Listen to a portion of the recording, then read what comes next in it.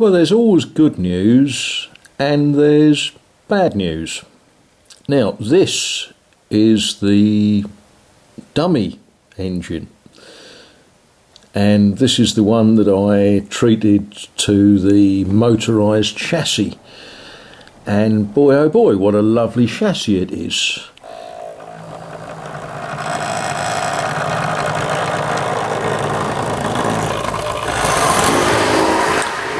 Well, away she goes. She'll come back in a moment.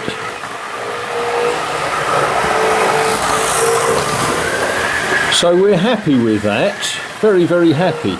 And the idea was that allows us to hook up the two locomotives and, yeah, run a proper Dodge centre lash up. Oh, let's stop that, and what we'll do, we'll bring it back here, just to show that it goes backwards and forwards.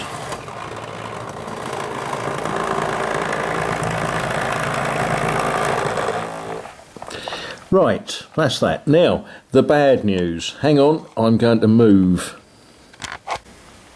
Well, this is the bad news. This is the locomotive that had the motor in that was dead, and I'd messed about and cobbled together a motor, and you remember that I ground, where are we? There we are, ground an armature down, and I mantled it all up, and it ran. It ran pretty well, and then it stopped. And I did all the sort of clevery sort of things, and well, what has happened, I guess it was sort of inevitable, this armature has just given up the ghost. So I ferreted about and I found a different armature, and I've fitted that up, and this motor runs. But now I don't know if we can do this.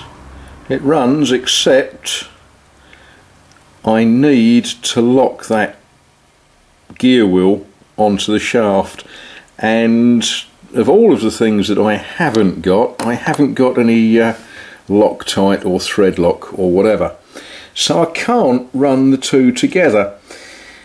But it gave me a chance to sort of stop and think, you know, what was it that caused this to burn out? Because that motor was running freely. Well, this particular drivetrain is awkward. You know, a straight shaft driving a straight gear onto a straight gear, and driving two bevels, two worm gears rather.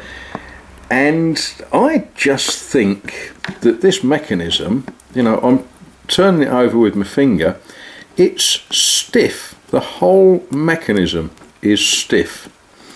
So I think, besides having to find some Loctite, I think I'm going to have to work out how to take this apart, or wash it out, or something.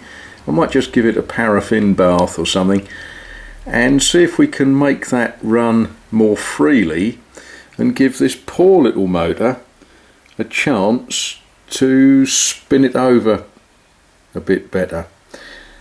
So yeah, good news and bad news.